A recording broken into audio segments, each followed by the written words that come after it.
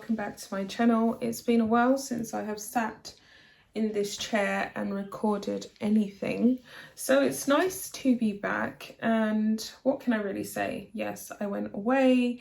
Obviously you guys know I had the virus so I was pretty much knocked out, and then I just felt so drained. And sometimes you can just get drained by the company you keep, right, and the type of energies you expose yourself to. So I'm definitely considering this channel is about Meghan and Harry's toxic behavior, I'm definitely avoiding toxic vibes and toxic people, because it can be draining. And, you know, just have some me time, if that makes any kind of sense. With all that being said, guys, this is not about me. This is about the latest Meghan and Harry drama. Meghan Markle had her alleged 40th birthday, and we know really Meghan Markle is 43, according to her social network and online sources that have leaked to us guys on the deep dark web. She is about 43, 44. So she turned 40 on the 4th of August, which is the same day obviously as Barack Obama. And of course there was rumours and speculation that Meghan Markle was snubbed by the Obamas because she wasn't invited to Barack Obama's exclusive birthday party that he threw, and he invited a lot of A-listers there, including the likes of Beyonce and Adele, I think, and many A-list household names were invited except for Meghan. Now I think this could have been for two reasons. I think that Meghan Markle and Prince Harry don't really have a working connection with the Obamas. Now, yeah, Meghan has done her little Michelle Obama collaboration, and they had that little thing that they done when they was encouraging people to vote and so on and so forth. But I just don't think that the connection goes that deep, and they share the same day. So it's kind of like, would I go to a birthday party of someone else if I wasn't really close to them and we happen to share the same day? I wouldn't, but then maybe I would. It depends, right? But I think most people traditionally don't. They like to have their own independent celebrations. So I think that's the real reason. But beyond that, I don't think that the Obamas really want to get any more cozier with the Harkle Sparkles as it stands, because obviously, as you guys know, their popularity has drastically dropped in the United States of America and in the UK. So they're not exactly the most liked celeb couple. And in saying all of this, this very much interlinks to this article that I found about Jessica Mulroney. So this is news for me, and I'm literally just picking up this story. So initially, when Meghan Markle released her 40/40 initiative for her 40th birthday, Mulroney actually didn't acknowledge it, and it was acknowledged, okay, by a lot of relevant people in Hollywood, but I don't know how many people have participated in this initiative. And I do believe that this whole initiative is interlinked to some of her Netflix projects that she's doing. So she's essentially going to capitalize on underprivileged women's, you know, misfortune, and use their struggle and their hardship as a story for a Netflix documentary. This is exactly what Meghan Markle does. So Jessica Mulroney apparently posted on Instagram something about distancing yourself from former friends, and then she quickly deleted it on the same day of Meghan Markle's birthday, and she did not acknowledge her birthday, even though we know that Meghan and Jessica Mulroney was inseparable at one point in time. So this article's been picked up by the Mail Online. You know, I love a Mail Online article, the Daily Mail, and they have basically highlighted the way in which Jessica Mulroney will post the most mundane, boring things on her social media. And formerly, she would always acknowledge her best friend forever's birthday, Meghan Markle, but she didn't this year. And I think it's pretty obvious that this relationship between these two women is dead in the water, pretty much.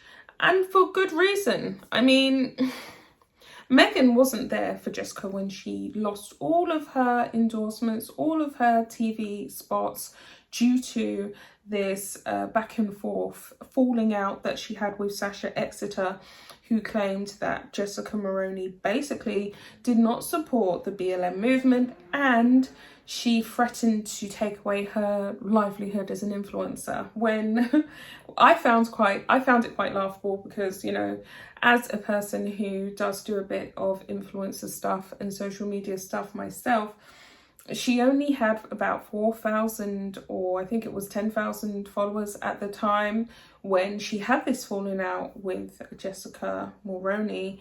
And obviously it skyrocketed now with the whole drama of her claiming that Jessica Maroney was going to threaten her livelihood, which in part maybe she did, blah, blah, blah. But the woman didn't have a big influencing career to begin with. So it was a spat that obviously Jessica lost, and in turn she lost everything that came with it. She lost her jobs, she lost her endorsements, and she was pretty much humiliated. And during this time, which would have been one of the hardest times in her life, Meghan Markle was nowhere to be seen. So Meghan Markle basically didn't even reach out to her. She didn't.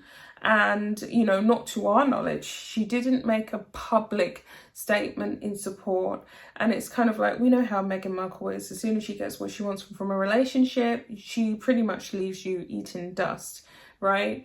And we know that Jessica Maroney's husband is the son of the former Prime Minister, okay, I got it correct this time, Prime Minister of Canada. So she was someone who had strong connections that Meghan Markle at the time was probably trying to get, you know, her hands on. She was probably trying to get her hands on the aristocratic elites of Canada, and Jessica Maroney would have been someone who would have been able to open the door for her. And of course, she got her foot into the door of the British aristocracy, which means that automatically Maroney was ditched. She was no longer of any use to Meghan. So I'm going to get into this quickly, but among the many well wishes sending Meghan Markle public congratulations on her recent 40th birthday, there was one most notable exception. Longtime friends such as Meghan's makeup artist Daniel Martin sent effusive, and Daniel Martin is the makeup artist who was flown out from, I think it was the United States of America, on British taxpayers' money when Meghan Markle done her final farewell tour over here in the UK. And then there was this big debacle about who actually paid for him to fly private and who paid for his services for Meghan Markle to have this private makeup artist who she had independently hired from the royal purse, I believe, to do her makeup for the final 5 days of her royal duties, as she fulfilled her royal duties over here in the UK. So of course he said, "Happiest birthday, my love," blah, blah, blah, and so on and so forth. Jessica Maroney, on the other hand, didn't post anything. She didn't acknowledge Meghan's birthday. She didn't make a story on Instagram. And it's really telling, isn't it? And I think that she's really seen Meghan for what she really is, which is a climber. And I think that Jessica Maroney got burnt the most out of everyone. And she probably does feel as though she was really used and Meghan was never genuine, which we know Meghan finds it impossible to be genuine. Even her own father has come forward as of late and has said she's been lying the whole time she's been with Harry, and she's been lying pretty much for years, and a lot of her life she has been lying and fibbing. And celebrities including singer Adele and fashion designer Stella McCartney rushed to endorse Meghan's 40/40 initiative, which encouraged people to donate 40 minutes of their time to mentor women re-entering the workplace. Her one-time ride or die friend and stylist Jessica Maroney posted absolutely nothing. And I think that's how she feels. She feels absolutely nothing. You know, sweet F, you know the rest, CK, right?